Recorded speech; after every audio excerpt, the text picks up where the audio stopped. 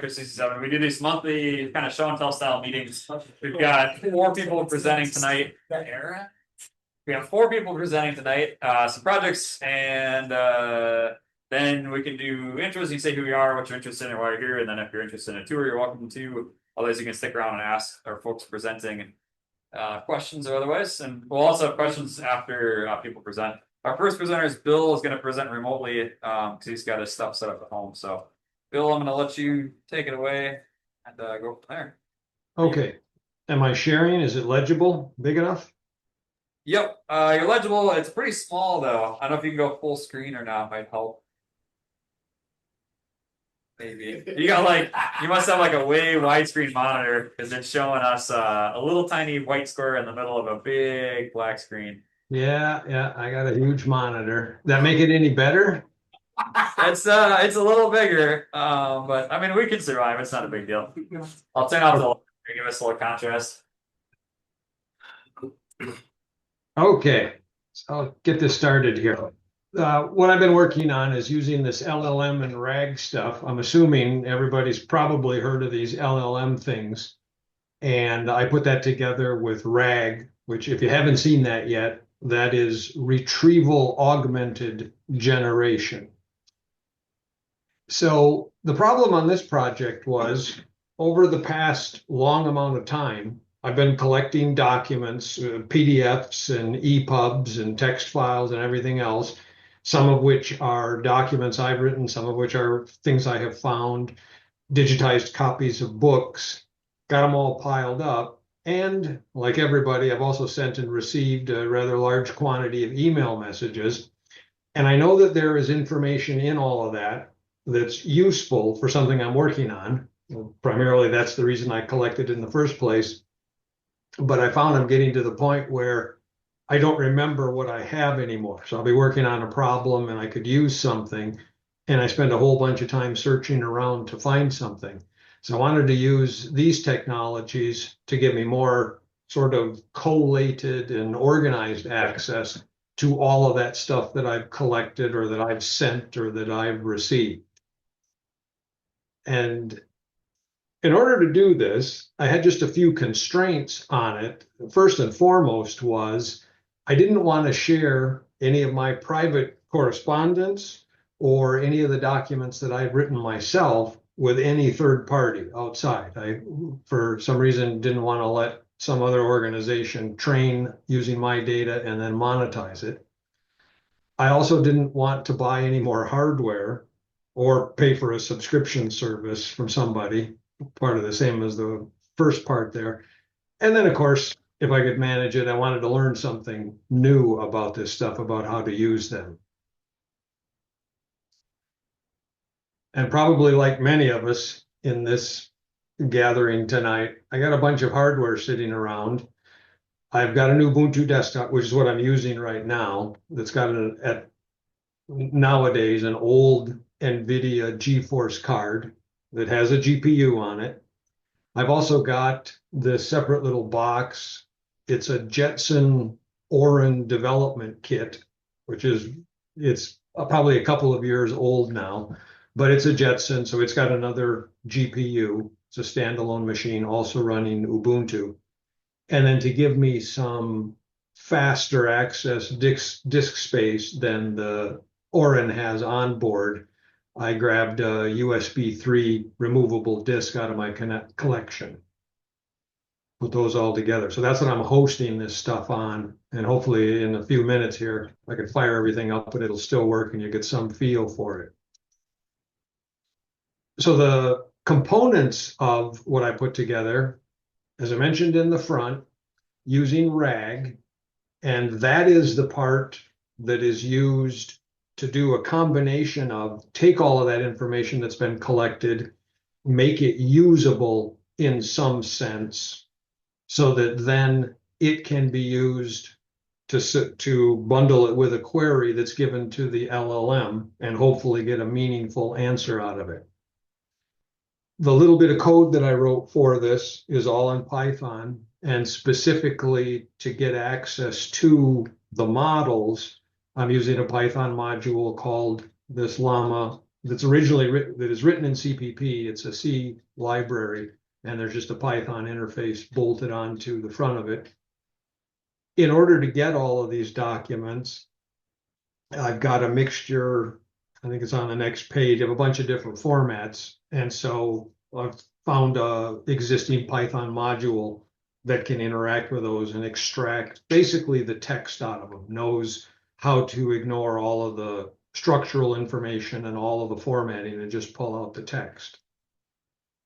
In order to take the information from my documents that got shoved into something somewhere in a way that it can be queried and then retrieve the relevant bits, I'm using I'm told this is pronounced quadrant, but since we're computer people, we can't spell correctly.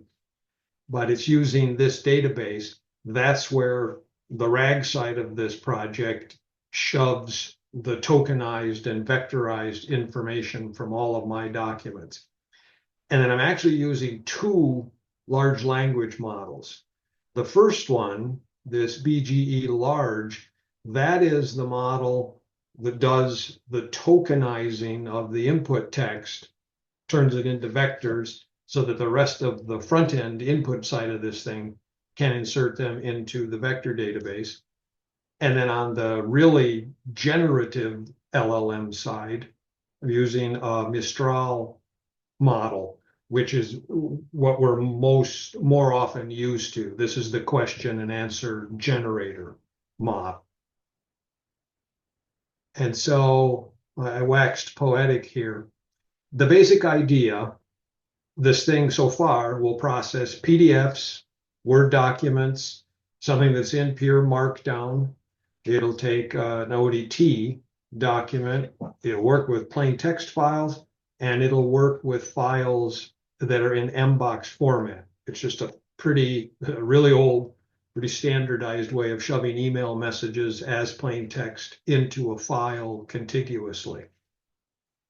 I then run the front end part of this thing using the GPU that's on the desktop machine, and that's where everything gets extracted from the files, broken up into usable pieces, chunked, tokenized, and then inserted into the vector database. That vector database I write onto the removable disk. That was another reason why I use that disk, is it then makes it easy to transfer this growing database of vector blobs over to the Orin.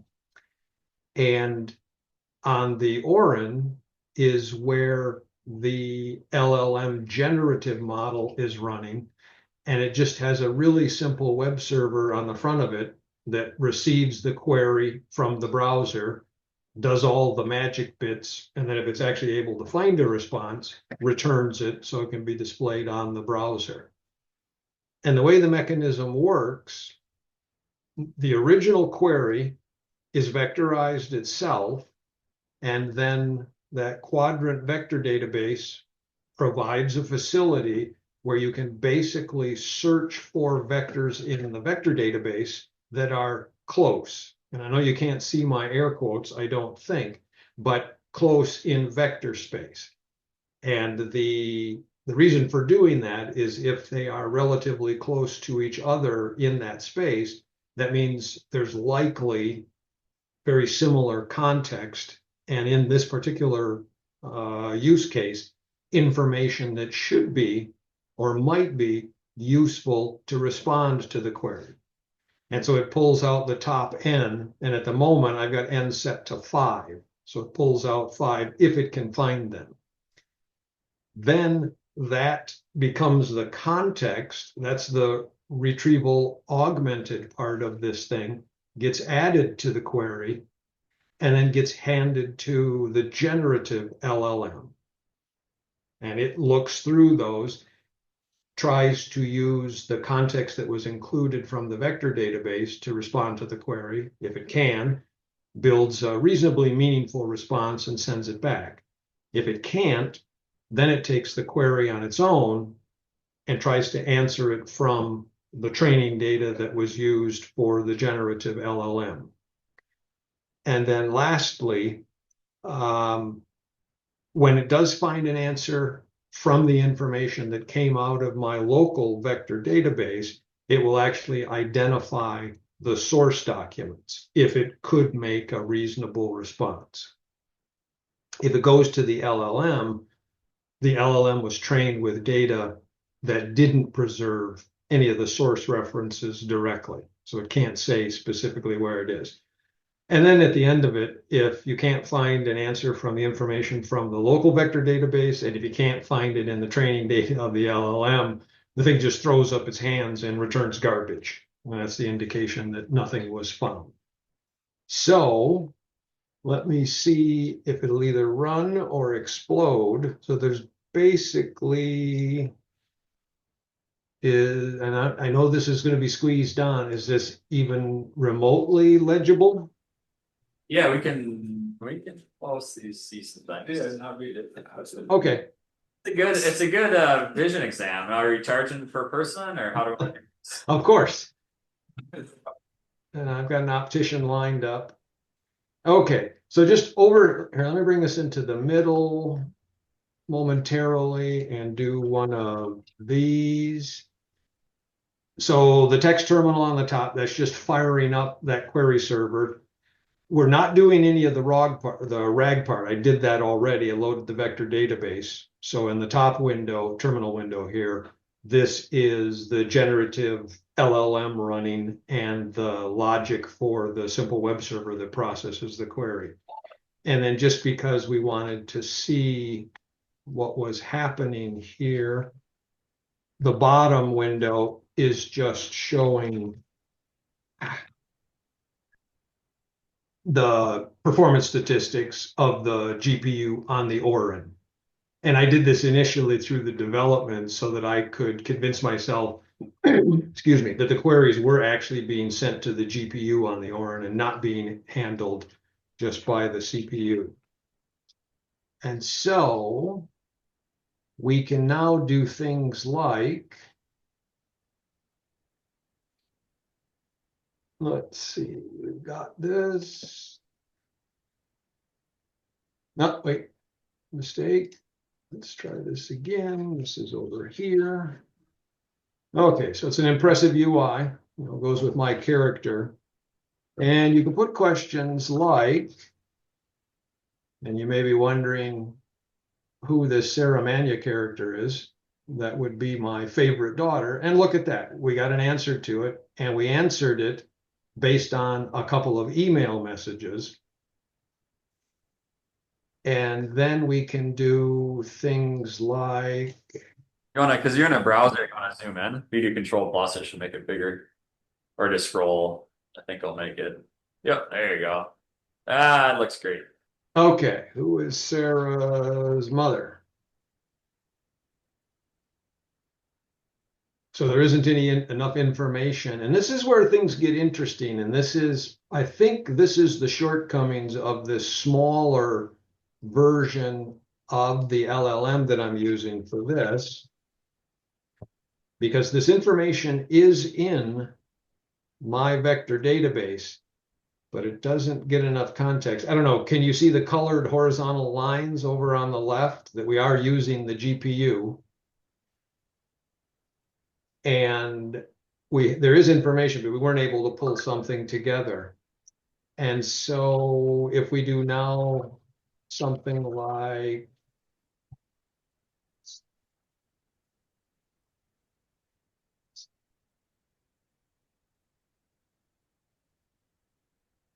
so there isn't any information in my vector database to answer this question. And there is information.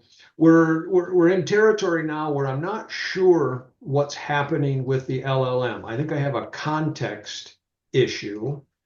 So I added this to say, ignore the RAG information altogether and use the right keyword. And then just come back.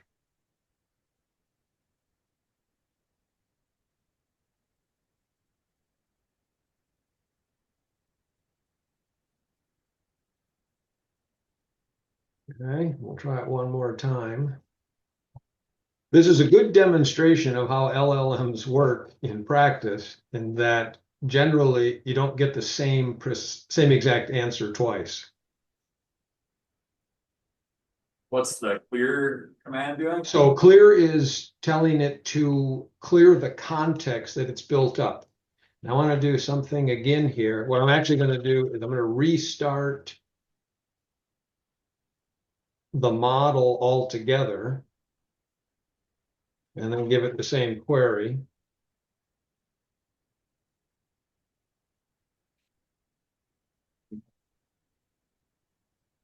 And there we are. And we'll do this.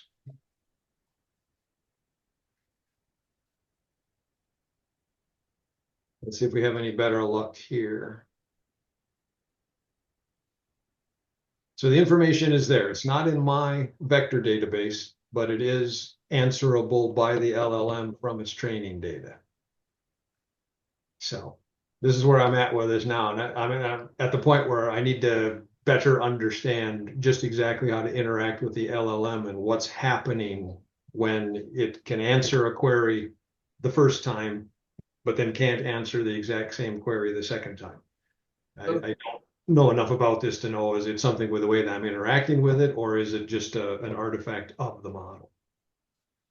Hey, Bill, Yes. you said that your LLM learned on a different database. You're applying to learn a different database than the information you gave it. Is that correct? Or is it only pulling from all of the text, emails, the books that you put into it? Or did it train on another set of data? So the LLM that we're actually sending the query to here to get this answer was not trained on any of my data. That was intentional. So Here, Sean, he's got two databases he's using. One is all of his stuff, and then another is just a generic LLM that he could take offline, which will follow his request, which is he doesn't want to push any data to the cloud at all. He wants it entirely remotely.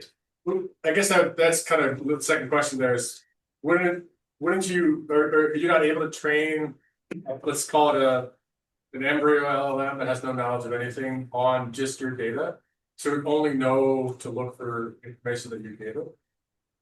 the short answer is yes, I could. That is from my perspective, that's an extremely expensive process. I don't have enough compute capacity local to do that in a reasonable amount of time with the quantity of data that I have.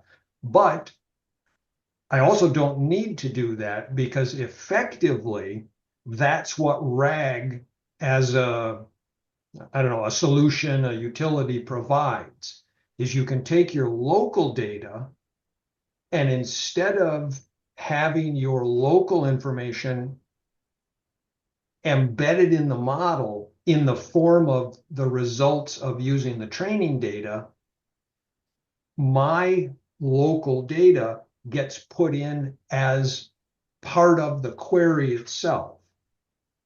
So this might help. Let me see if I can go back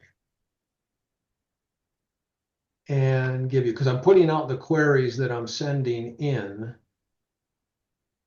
So let's just look over here.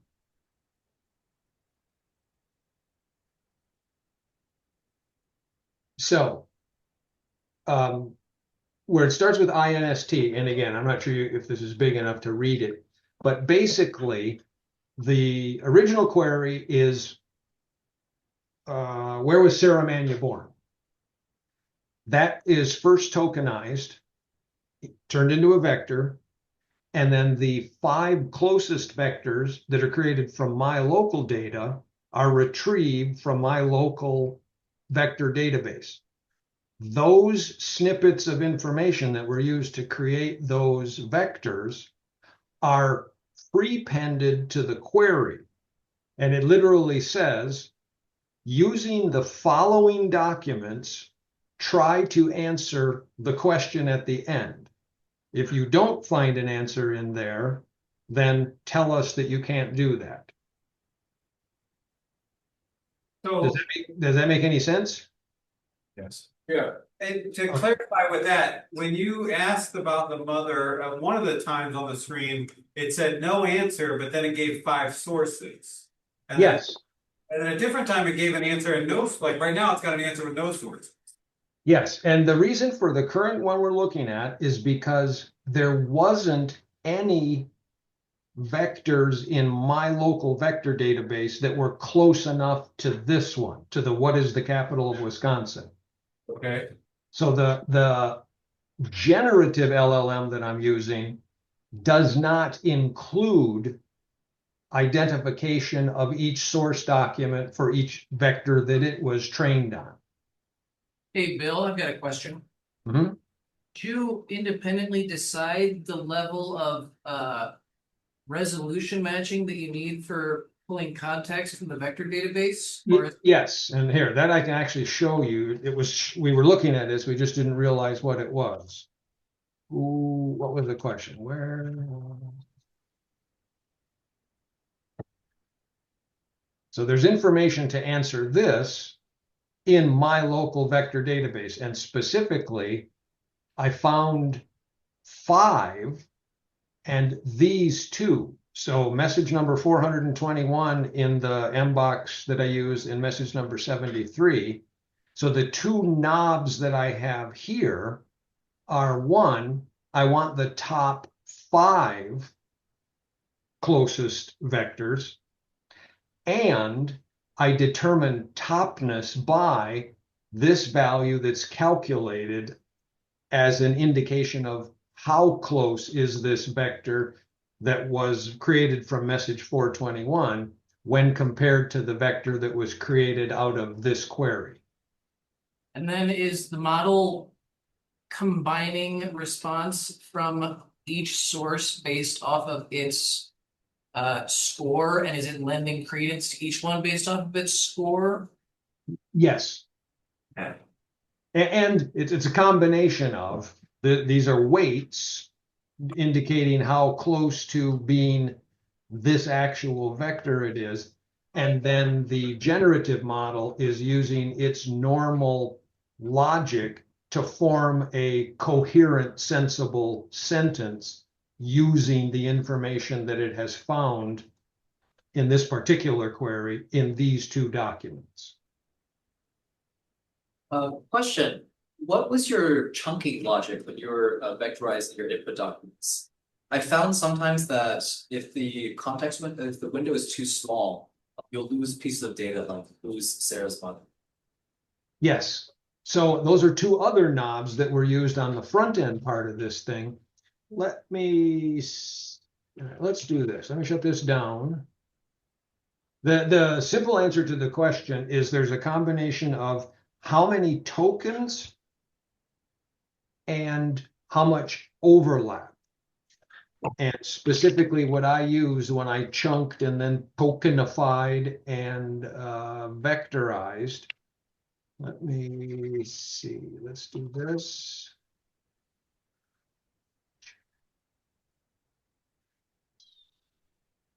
And that is in a chunk. Let me put this here, we'll make it a tiny bit larger. So we're using a chunk size and an amount of overlap. And these, at this point in what I have done and understood, these are just default values. I haven't twisted these knobs at all. So I've run this with a chunk size of 512 characters and an overlap between each chunk of 50 characters. Bill, do these chunks get quantized by your vector retrieval AI when they're put into a database, or do they get simply put in as 512, whatever that is, 512 bytes, and then it scans chunks directly out of the database? It's more likely closer to the latter of what you're saying. The chunk itself, those 512 characters, don't go in as 512 characters. They go in as a vector of 512 tokens. It's reasonable to think of them that a character and a token, there's basically a one-to-one mapping. but this is a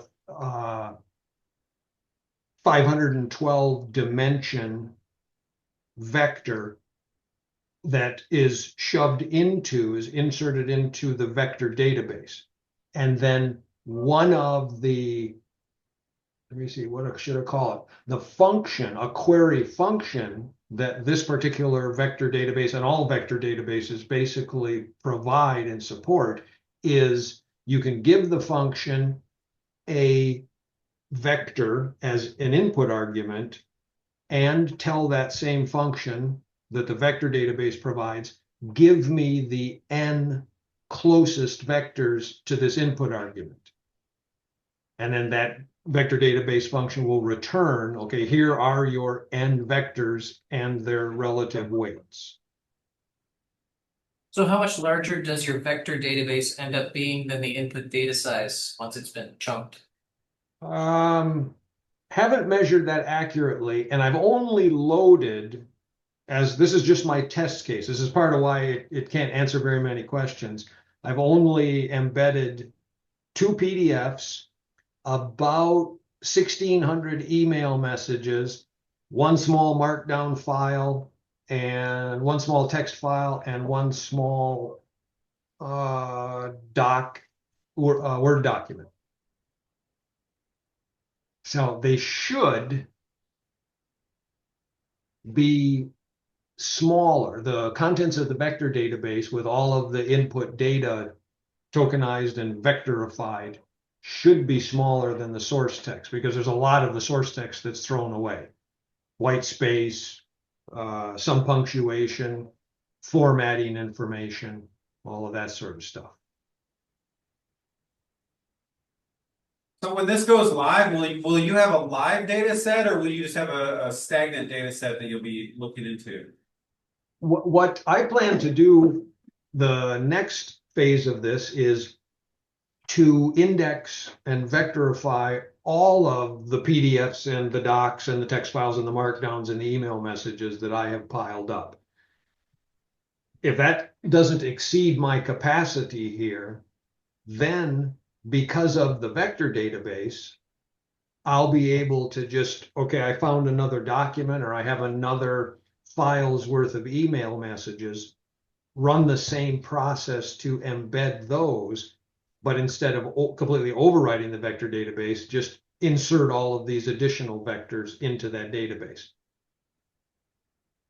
And then on the retrieval side, on the generative side, I can just continue to use the very same model without upgrading a model that's been trained with more training data, or I can periodically pick up a newer version of that model or switch to a different model. That's another thing to play with here, is try a different model that has a similar use case, but it's got a slightly different mix of training data. So another advantage of this particular mechanism is those 2 parts of it are very clearly delineated. The RAG side and my own local data, there's one process that creates that and puts it together. And then there's a completely separate process that uses that data with the LLM to satisfy a query. Probably do one more question, and then we'll cut you off for the night. Maybe I'll got a last question for Bill. Hard question. Bill, I got one for you. If somebody wanted to recreate this or follow in your footsteps, have you documented this anywhere, or is this an open source instructions you're following, or where's the information to do this coming from? Document, you mean like write down what I did so I could reproduce it myself? What do you forget next week? I figure, you're gonna need something. Yes, I've been doing this long enough that I finally developed a good habit of keeping track of. So it's not published anywhere, but one of the other unmentioned goals for me was to be able to reproduce this kind of thing, because there should be a guy in the audience there at Sector67 who he and I have been sort of talking back and forth about related sort of things. And when I compare what I'm able to do with this with the project he's working on, and about a year ago, Dave Franchino was trying to do this very thing. And I caught up with him a few days ago, and he said he never finished it up. So I want to take this and see if we can reproduce it for him and then load his data in, because he actually has a commercial use for something like this. But yes, if someone's genuinely interested, I can get my notes together and go through them and show you the pieces that you need. Another good point, because probably not many people have one of these freakishly expensive Jetson Orans lying around. This could also be used with the local vector database, the RAG stuff, the embedding stuff on the front end on the private machines. And then you could replace what I'm hosting on the Oran with your subscription to Anthropic or OpenAI, as long as you don't care giving all your vectors to those guys. But you could still accomplish the same functionality. You just wouldn't be able to keep your IP separated from them. Very cool. How much is the chunk of hardware you're playing with? If somebody wanted to buy one? The Orans, I think, are still selling for about 2,000. And That's your price for privacy, is $2,000. well, I don't know if I should admit this, but there's a lot of hardware in my lab here that I did not buy. And all of this comes from contract projects I'm doing with other people. Yeah, no, I just meant for someone else here to decide that their privacy is worth $2,000. Otherwise, yes. And you could probably do it less if you had access to another decent GPU card, like an NVIDIA GPU, which is what I have in the desktop. You could do the same thing there. It's just I had the Oran handy, and it actually has a bigger GPU than my desktop has, because my NVIDIA card in my desktop's many years old. last question for you. Will it play Doom? Will it play Doom? An important one. Yeah, it's a good question. That's something else that I want to explore to see, sort of probe the limits and the capabilities of these smaller models. Awesome. Thank you both for presenting. Appreciate it. You're welcome.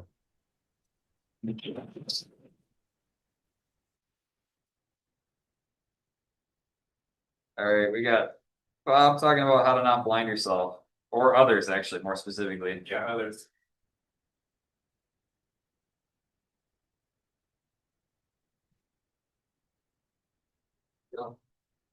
Alrighty. Hi everybody, I'm Bob, and I'm going to talk to you about the Sector Safety Interlock. So in the welding shop, we have a new machine for laser welding, which is amazing, but it's also kind of dangerous to have a laser shooting off in random directions. So you need to have safety goggles. But if you just walked into the machine shop and didn't know that someone was lasing in there, there is some danger. And so we need something in order to prevent that. And your first question might be, well, why not put a lock on the door so that nobody can just walk in when the laser is on? And the biggest reason is, well, the person who is using the laser might have forgotten to lock the door. So we needed something that was a little more automatic, or well, that's the point of an interlock, is to make sure that unless something is safe, it can't work. So this is where we started looking at the inside of this laser machine, and reading some data sheets that were in Chinese and using Google Translate to figure out what is actually going on here. And it turns out that on the third block, the second signal is the enable line, which goes from, so it's in the bottom right of that black box. That goes to the laser somewhere. And so if I get in between pin 2 and whatever wire wherever it's going, then I can interrupt the laser and prevent it from turning on unless my electronic thing enables it. So this is a block diagram of what I'm trying to do here. The top part is the receiver portion, which is going to be attached to the laser welder. And so you have power going to my little module and the laser enable signal going to my module, and then a relay which switches on or off, and then that sends that enable signal to the laser. So if I want to, I can leave the relay off, and the signal won't, the enable signal won't make it to the laser and it won't turn on. So to turn on the receiver, I have the transmitter, and it's going to get power from somewhere. I'm just doing 5 volts because that's easy. And it will, so there will be a switch to turn it on, and then a sensor that detects the door is open, and then that turns on the transmitter.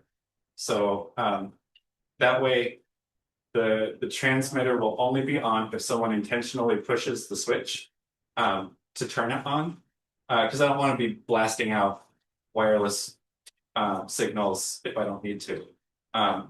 And it will only be transmitting if the sensor detects that the door is closed. There is another part that you have to think about, which is what happens if the laser is on and you're lasing away and someone opens the door. It definitely should turn off the laser, right? But then what happens when they close the door again? Should the laser just start up and blast and whatever? So what I wanted to do was put an enable button on my little module, so that when all of the doors are closed and it's safe, you can push the enable button and that will trigger the relay, and then the signal makes it to the laser. And then if the door opens, then it shuts everything off, and you can't turn the laser back on until you push the enable button again, which will only be available when everything is safe. So this way, the laser won't turn on just willy-nilly. So my first attempt was to try something that didn't rely on a microcontroller or it was mostly analog. So there's these Chinese components which rely on the PT2262 and 2272 encoders and decoders, and they're super simple. So basically there's like 8 different inputs that it takes, and whatever button you're pushing, it encodes that, transmits it over 315 or 433 megahertz, and then the receiver will decode that and put whichever pin high. It's really easy. So what I was thinking was I would just have it transmit that button 1, for example, was pressed, and then on the receiving end have some NOR gates that go into a SR latch, and then that turns on the relay. It didn't work. So the first problem is that there are actually 2 doors in the machine shop, in the welding shop. One is the garage door and the other is the regular door. And so if I have 2 transmitters that are just blasting out that button 1 and button 2 are pressed, then the receiver is just getting garbage the whole time. And so it wasn't working. And then it turned out the SR latch didn't work the way that I thought it did, because I was putting it into a state that is in the truth table called undefined or invalid. And so you could basically get around it by just holding down the enable button on the receiving end. And so the whole thing could be circumvented if you just taped down the enable button. And I didn't want to allow that to happen. So I had to bail on this idea and start over with Bluetooth Low Energy. So this is my solution that has a Bluetooth Low Energy module and some dip switches and a terminal block and a switch. So the terminal block takes the +5 volts in the ground, and then the 5 volts goes to the switch, and then the switch goes to the terminal block, those other 2 pins, and those 2 pins go to the door sensor. And then the one that's coming back goes to the +5 volts of the transmitter. So it will never transmit unless both it's switched on and the door is closed. And then the dip switches are so that we can say which of the doors we're talking about. So when this thing turns on, then and the door is closed, then it's just gonna blast out 10 times a second. In this case, since dip switch 1 is on, that I'm in interlock and switch 1 is okay. And door 2 is gonna say I'm in interlock and door 2 is okay. And these are advertising packets. So no connection, no Bluetooth low energy connection is taking place. It's just blasting out advertising packets. And then on the receiver, we have another one of these Bluetooth modules and a dip switch up in you can see in the underside of it in the top left. And then terminal block for all the connections and 2 LEDs and a relay, a switch, the button. And then underneath the module is a voltage converter, which takes, so for some reason, the laser didn't have 5 volts available, but it did have a 15 volts. So I just have it dropping from 15 down to 5. So the receiver is listening for packets for about half a second. And so as long as it gets advertising packets from all of the doors that it expects within that half a second, then it will leave the laser enabled. But as soon as a half second elapses where there are no packets from either of the doors, then it will shut it all down. So now is the demonstration part. I actually brought it all.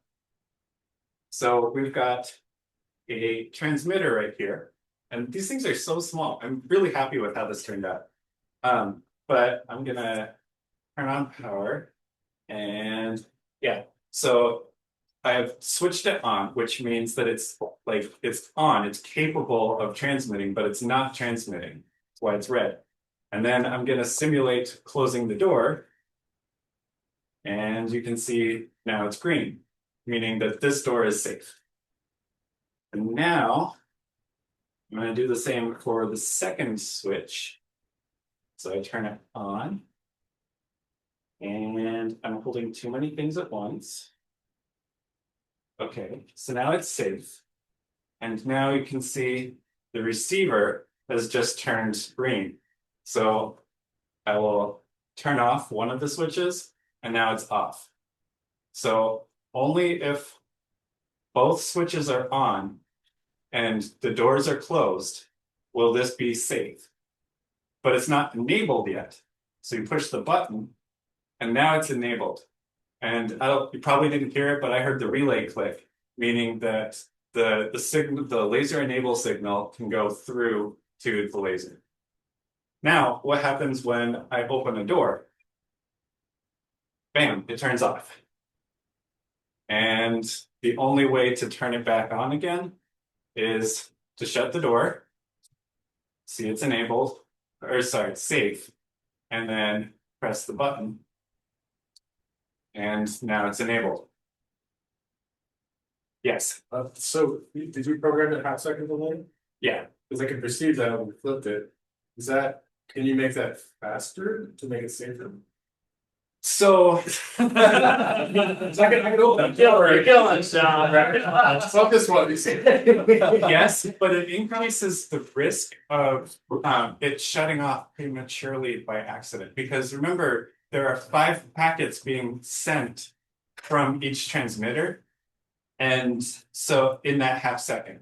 Okay. And so the receiver has to get packets from both of the transmitters within that half a second.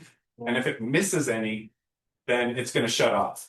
So we don't want to have these false shutoffs because it misses a packet in that half second. Okay. Scan open the door like Kramer, you got it. I'm gonna say, yeah, you gotta imagine the speed at which you can open the door. Well, it's not really rated to get in there. Well, we're aiming at the door, maybe. Yes. I'm guessing there'll also be something outside saying, don't come in. Like a That would be on nice. the air. Yeah, so. That's a good one. That's sign on the door this time.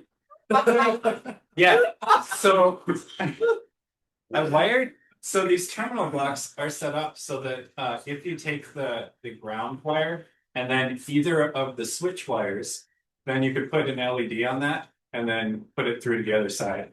So if you do ground and one of the switches, then that's the equivalent of the red wire. And if you do ground and the other switch, then that's the equivalent of the green. But yeah, you could pipe another LED out to the other side. Yes. Are the advertising packets from the transmitters something that you uniquely created to be Yes. different from a generic advertising packet tied to like the MAC address and device? So it's not tied to the MAC address of the device. It's just advertising interlock and then the dip switch that's pressed, or the dip switch that's enabled. And then on the receiving end, we have the dip switches here. And so on the transmitting end, you can only hit one of the dip switches because it's going to say this is number 1 or number 7. And on the receiving end, you can have multiple dip switches flipped. So in this case, I have dip switch 6, dip switch 7 flipped. And then on the receiving end, I have dip switch 6 and 7. So both 6 and 7 are needed in order to enable. 6, Yes, 6, 7. Yes. Yeah, thanks, guys. And I did it because Sector67. in all your Chinese documentation, is there any concern with this, prematurely shutting that laser off too many times in a row or whatever? No, it's fine. It's on the protect side of the laser, so the laser's meant to get interrupted that way. It's not a stop, it's like a soft shutting the thing off. So it shuts off the output, but it leaves the machine running and it leaves the water loop running. Oh, nice. Okay. Did you use reed switches on the doors or Yes, they are reed switches. is the magnet on the door? The magnet is on the door and the reed switch is on the frame. That's safer. Harder to disable. Yeah. Yes. So you mentioned that holding, like in that earlier design, holding down the button to bypass the lock would be unacceptable. Right. Is there anything stopping me from bringing in a pair of transmitters and just blasting those? You'd be better off going in the laser and just jumping the wall. Yeah. Right. Like you could just open it up and bypass it yourself if you were sufficiently motivated. Yeah. But I did actually think about like how easy will this thing be to bypass? And so like on the transmitters, everything is on the front, and there's nothing on the back. But on the receiver, I have the only thing that's on the front are the LEDs and the button, and on the back is the dip switches and the terminal block, so that you can't just bypass by unscrewing something or set it to only one dip switch and ignore one of the transmitters. So this way it gets mounted, it just won't be accessible. You want to finish up your slides?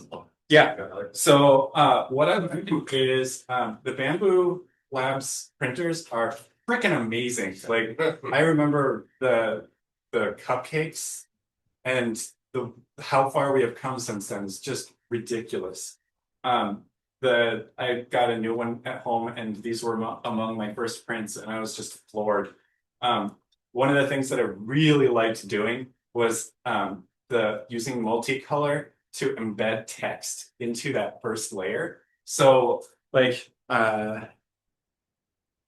that's what happens when you just do text on the first layer. And it looks amazing and it's permanent. Like I'm just super happy with that.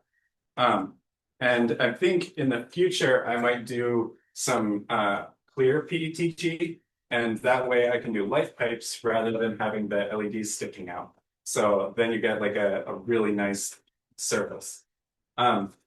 This solution works for up to 7 transmitters at the same time because the dip switches had 7 switches on them.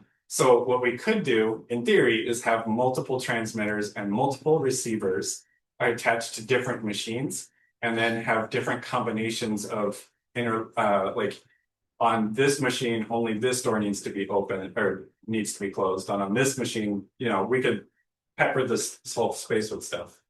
And then if we wanted to, we could make it more complicated, but but the neat thing about this is that I don't need to make any Bluetooth connections in order for this to work or be configurable. So if I wanted to make it more complicated, then I could get rid of the dip switches and just like make a connection to the transmitter and the receiver and set it in the software. But then I would lose the ability to like use the dip switches and make it easily configurable. So in theory, you could go up to a huge number of devices. In practice, I like this a lot more. Also, these devices are tiny, and I don't know if that will make it difficult to maintain them in the future, but we'll see. And then my final conclusion was, I don't know if this is actually like product worthy. Like the fact that it looks so nice because it printed well on the bamboo printer might be a little deceiving, but it looks like it could be a product. So I tried searching online for like interlock devices or wireless safety switches, and I didn't really find anything, which indicates that either I'm looking for the wrong things or there isn't a market. And so maybe I'll just make however many Chris wants and leave it at that. And that's all that I have.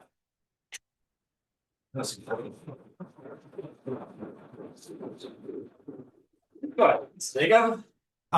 What happens if multiple switches in the bank on a transmitter at the same time? Fine, this is snow. Snow? Where Multiple switches on the bank on a transmitter are enabled. Because it looks like you just had one on to indicate which door is represented, is that right? Oh, right. So if you flip more than one dip switch on the transmitter, then it won't be useful at all. So it won't transmit anything? It'll actually transmit the full value of, but it will be offset. So like right now, if one is flipped, then it will be a number from 1 to 7. If 2 are flipped, then it will be a number way bigger than 7. So the receiving end will see just garbage, and won't do anything with it. It's like a binary number set, so it's making a really large number out of two numbers. But the reason that I have it doing that is so that I can debug it better, because like on my phone, I can scan the advertising packets and I can see like what is being transmitted. And so it's easy for me to debug, oh, that's because this one is transmitting more like the wrong set of dip switches. Okay. Well, so suffice it to say, if someone like messes up the dip switches, what's gonna happen is that it'll fail safe. Correct. Yeah. Everything about this, I tried to make it fail safe. Last question, anybody? Or you're saved. Thanks, bro. Oh, never mind. How are you deciding which frequency of Bluetooth low energy is transmitting?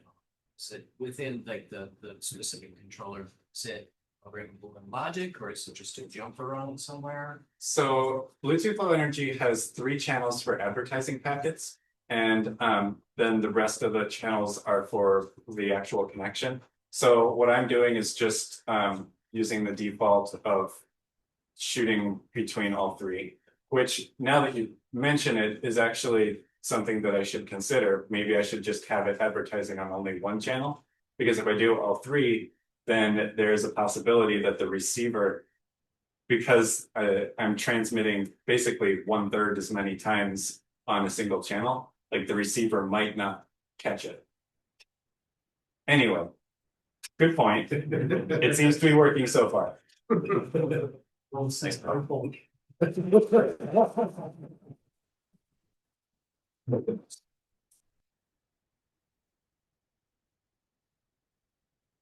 Right, I'm with Scott. A number here. And I am gonna give a presentation on some hacking I did for DJI drone batteries. So DJI is a drone company, the drones they fly around and take pictures. I'm a commercial Part 107 drone pilot, commercial in quotes, because I'm not hireable as a drone pilot, but I volunteer to do drone filming for Avid Fest and Ultimate Frisbee and other things like that. Flights over people are generally prohibited except for certain very specific constraints, and one of them is you have a Category 1 drone. Category 1 drone is under 250 grams, which is not that hard, but you need to have no rotating exposed parts. You need to have a remote ID, broadcast module, and then you can self-certify that. So there's no readily available commercial Category 1 drones. I have a Mavic Mini 1, which is a fairly old DJI drone. It's 250 grams by itself, but with the prop guards, it's over by like at least 50 grams. So my goal is to create a Category 1 drone out of that Mavic Mini drone. So one way you can do this is with a lighter battery. And so I'm going to pass these around. I'll want them back later for what you're noticing between those two batteries is the weight difference. And this presentation is how I got a lighter battery, with that goal being to have a 250 gram all-in prop guards, battery, everything, SD card, flyable solution.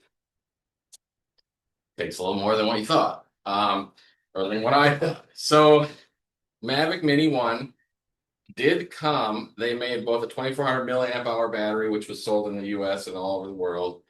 And then in Japan, the regulations were for a 200 gram drone. So they actually didn't make an 1100 milliamp hour battery that was lighter, 57 grams versus 97 grams. And instead of the 18650 cells, it was 2 LiPo pouch batteries. So it was significantly lighter. And those are commercially available in Japan. So you just buy one, right? And you're good to go. Okay, so I tried that. Normally these batteries are maybe $20 a piece for the 2400 milliamp hour battery. You'll notice here, this is just from today on eBay, but $133 for what is effectively less than a half capacity of the same battery. So not that great. But I didn't have a lot of options, so I bought one.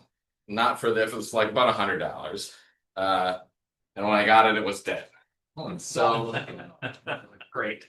I went through obliged the diagnostic procedure. I could measure each individual cell. I knew one of the cells was totally dead. It's a 2S battery pack.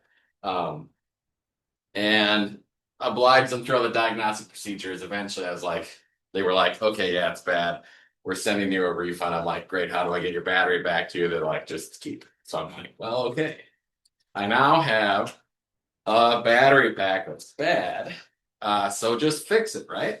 Hey, I got a degree in electrical engineering. That's well within my wheelhouse here. But it's not as simple as you might think, because there's a physical component of replacing the cells, and I'll talk about that first. And then there's the battery management system, the secured components of the battery that make it very difficult to just replace cells. So I replaced the cells. I was able to order comparable pouches to replace. One was bad, one was good, but I got a matched pair of pouches. I was able to, floss apart the case, get it open, desolder, resolder, and get all of that done. There's a balance lead. There's a temperature sensor. So you have to make sure all of that's good. So there's the physical part of it, which is an interesting thing in its own right, but not, folks here probably know what that involves. But DJI batteries, like many commercial batteries, have a battery management system that will permanently fail if it drops below a certain voltage, which means it does not matter if you recover the voltage to a higher level. The battery management system says, no, this thing is dead. Question. Is that like a fuse? It's similar to an eFuse. In this particular BMS chip, it's a software feature, basically. So why do they do that? justified in some ways by safety compliance. So, you know, if you're flying a drone and the battery, you don't want to take a chance of the battery being bad. So there's some safety justification of it. It's like, okay, this battery drop below voltage, it's probably defective. We're just gonna brick the thing so that you don't take a chance flying it. You know, battery quality, things like that. They don't, you know, they don't want to say have you say, oh, I bought this battery from DJI and I was flying and that drone dropped out of the sky, hit somebody in the head. But it also has the carry-on effect of basically preventing easy third-party repair and locking everybody that owns these DJI drones into proprietary DJI batteries. This is not a DJI specific thing. When COVID was going on, 3M had a PAPR that hospital staff was using to safely interact with patients. They didn't ever anticipate that they were going to need 24 hours of continuous battery for these PAPRs, so they only had a few batteries to go with the PAPR. And so Chris and some others were working to try to augment the PAPR with an auxiliary battery system. So use like Milwaukee tool batteries for this 3M PAPR. And the authentication between the PAPR and the battery systems were preventing that. So there's all sorts of reasons in this ecosystem. And even Milwaukee tool is a great example. Like, you know, there's authentication that happens there. Cell replacement can get a little dicey in Milwaukee packs as well. DJI is one of those. And how do these things have teeth? Well, didn't think you're going to get a lesson on the Digital Millennium Copyright Act and a battery replacement talk, but you're getting it. Digital Millennium Copyright Act prohibits. It means that if the manufacturer puts in even hand waving technology that is designed to prevent you from circumventing for software access, which battery firmware is considered to be software access, you are violating their copyright, and you're breaking the law, copyright law, by circumventing those protections. Now, there have been since then some saner extensions to DMCA that allow you to repair cells within battery packs, but that does not extend to enhancing the battery packs. So you can't make the battery pack bigger, or in my case, lighter.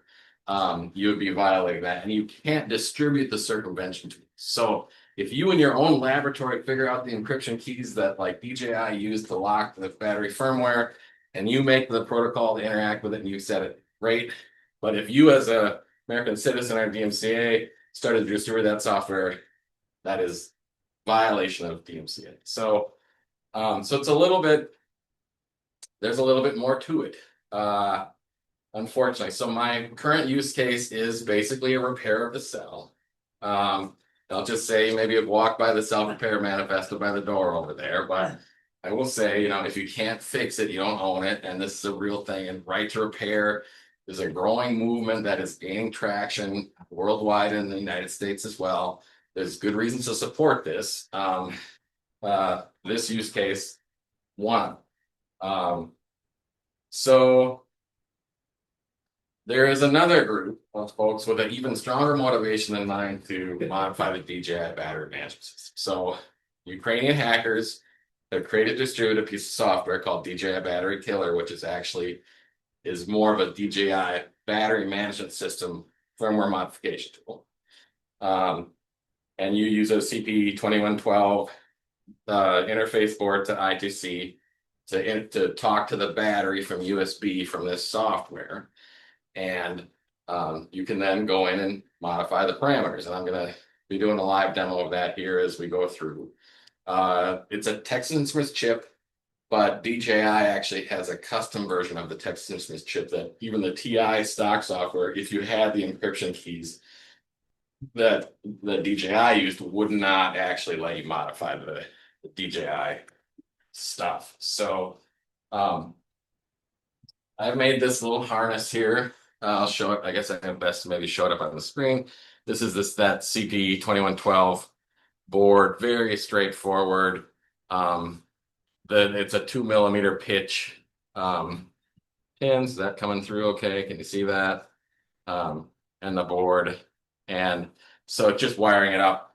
The reason I've got two leads on here is that you have to actually, if the battery is totally dead and you're trying to read it, you need to then provide power from an external source in order for the battery to read. But if the battery is charged, then you don't need this. So I'm not using these right now.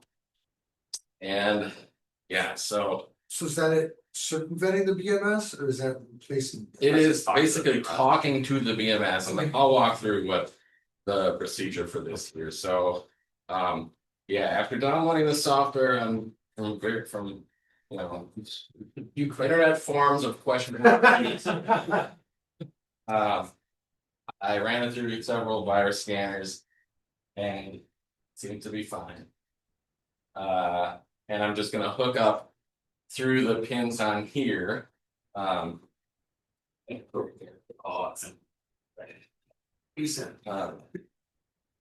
Gonna very gently hook this up because it's power and voltage.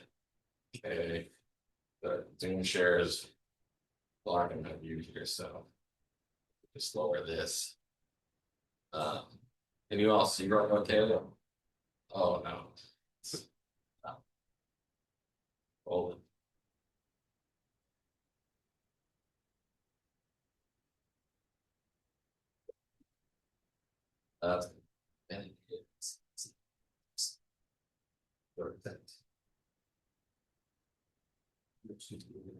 So this is allowing you to unlock the battery repair issue. So is that essentially what you're Yeah, doing? that's exactly right. Great, So, thank you. Great, thank you. there we go.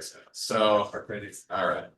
So I'm gonna connect from U to USB to this the chip. I'm gonna do a read info. Quite aged. Try to read info, and there we go. So, from this you can see it's showing the cell battery voltage.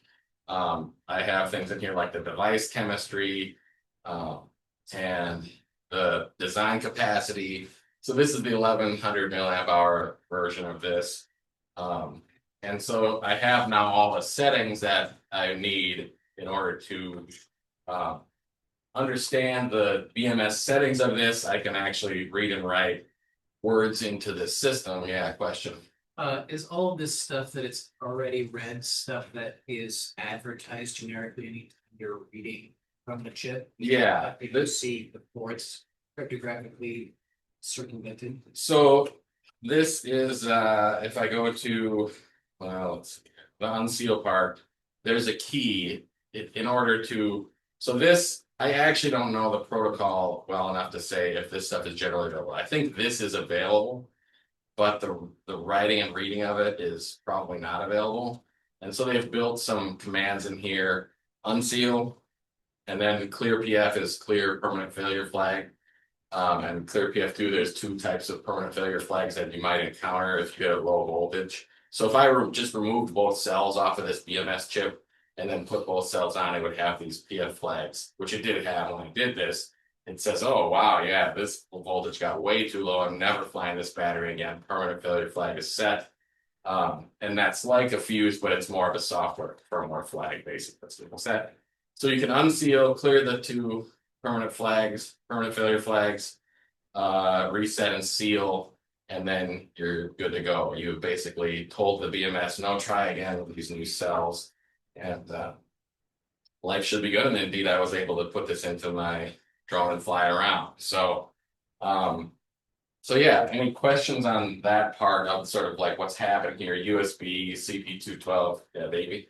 You said seal and unseal. Does that mean like kind of open the can, poke around, close the can back up so when you put it in the helicopter that the helicopter knows or doesn't think anything's amiss? Yeah, the seal is like a firmware state basically that says I'm allowed to I can make changes now, or I can't make changes. So when you unseal, you have to provide the cryptographic key to unseal, and then you seal it, and then it's in the mode to run. Yeah. Question. Is the cryptographic key generic per like run of controller, or does each one have its own individual key and this program is just deciphering them? My understanding, and I don't know this for sure because I've only done the work with Mavic Mini once, is that each line of drone, each battery type has a distinct cryptographic key. And this program will, so by, not by serial number, but by other metadata in this, it basically knows which key to apply. It's got keys in the source code of this program for various ones. If a new one comes out, they have to go figure that out, what that key is, and add it to the software to be able to then modify that style of battery. All right, other questions on it? All right, this is sort of a subroutine to the larger problem you're trying to solve, which is getting the lighter battery into the drone. Yes. Is this, am I following? Am I? No, that's right. I'm Okay, great. way down the rabbit hole here. Yep, so. But if the battery was otherwise not broken, could your drone, would it be plug and play with the Japanese battery? Yeah, it would have been fine. I researched that ahead of time to say no, that people have gotten these Japanese batteries and put them in because they could restrict that as well. And in fact, the batteries have a firmware that if you update the firmware on your drone, it will at times update the firmware on a battery that is inserted into it as well. So there's a whole cascading system of firmware update processes that could, in theory, break this in the future. But now that I've got this set, and they're not updating the Mavic Mini on it, or so I've got that going. So, If you were interested in putting a smaller lithium-ion pouch cell in, yes, could you take a regular 2600 milliamp hour one from the US, then apply the steady voltage across the leads of the BMS, desolder the original battery, and then just put a smaller battery in without tripping the system? yeah, you could do that, and in fact, you will see people do that kind of a thing. You have to balance cells, you know, you have to make sure you're not going to get a high current at any point at a time, and it's dicey.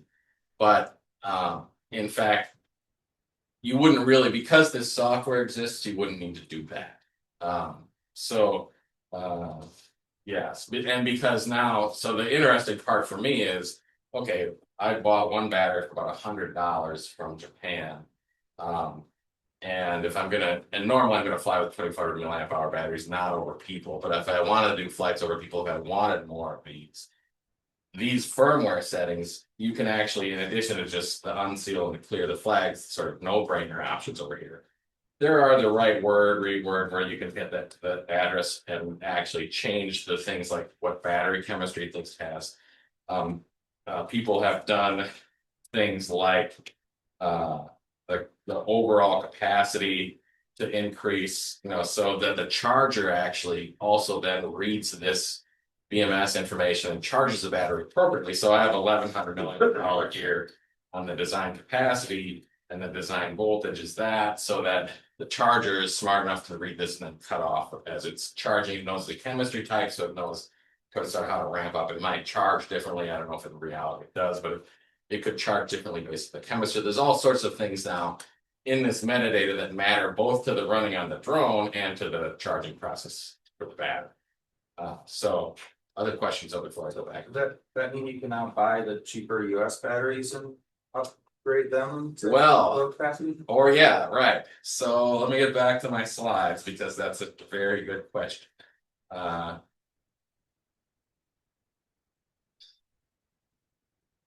Here we go. So I got it working again. You can see the parameters. So yeah, in theory now, there's all sorts of interesting things that could be done if you're willing to violate the Digital Millennium Copyright Act, because you cannot enhance the performance of the batteries, which, you know, you can repair it. So, you know, ideally what would be great is to take the 2400 milliamp batteries and, you know, whether you believe the manufacturer specs or not, there are slightly larger 18650 cells out there where I could get a little bit more flight time. Let's say I had a battery pack die. Well, I could replace it with slightly larger cells if I didn't want to violate the DMCA. So I'm not going to do that, obviously. Or I could take a broken 2400 milliamp hour pack and just convert it with the 1100 milliamp hour roughly LiPo cells and make more of these really lightweight packs if I want to do that. But of course I won't be doing that because that would be violating the copyright law. But now I do have a category 1 compliant drone for Part 1, so it's both two things. So big.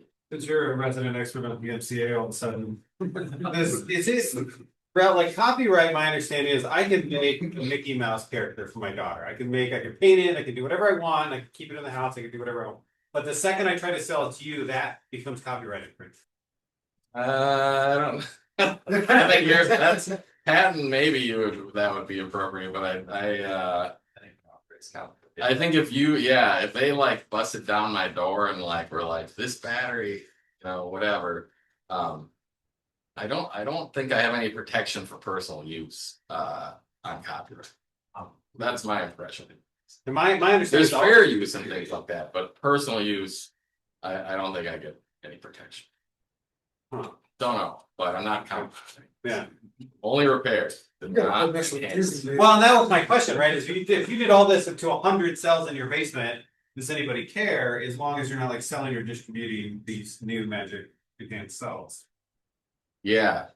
Not gonna test that. I guess that's what occurred to me. Is there a risk market on eBay for dead batteries where obviously people are doing it? Yeah, well now because this is out, everybody's selling,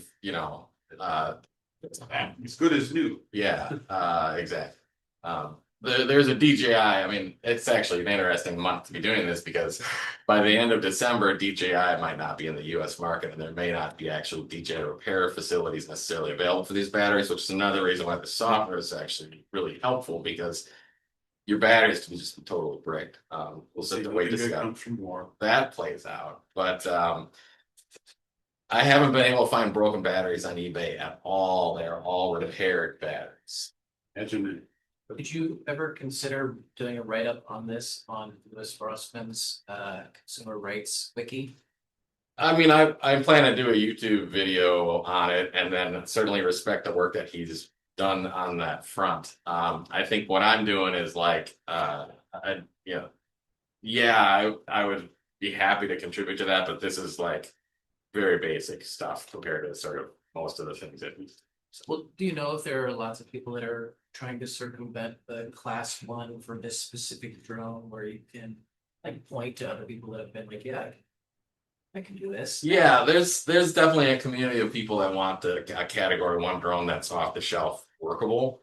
It's not a huge. So. This is just for flying with crowds that aren't aware of it?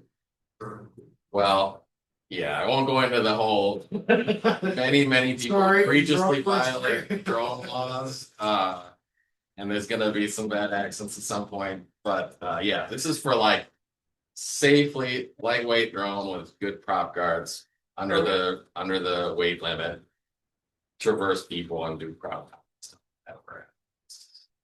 You about wrapped up? I am about that. All right. You're going to get off stage there. Yeah, no, that's it. All right, I'm totally ready. No more questions. Jacob, are you going to be able to keep it under 5 minutes, or you want to go next month? Doesn't make any difference. Yeah, very possible. Our target is to finish at 8:30, and it's 2 minutes away. So I'm giving you either 5 or 0, and you can take 15 minutes. Makes no difference to me. It's your choice. I don't know how much you want to share, so. Maybe I'll just all right, sounds good. I go over that. That doesn't matter. I don't know if your thing is long or not. So, Jake was gonna share about fixing car parts, but I think we're gonna punt to next month. I mean, car parts. Come on, drone batteries, car parts. I don't know why you guys fix anything. All right, let me kill Zoom here. Chris, you saying we need to re-implement the timer? But I just ran the timer.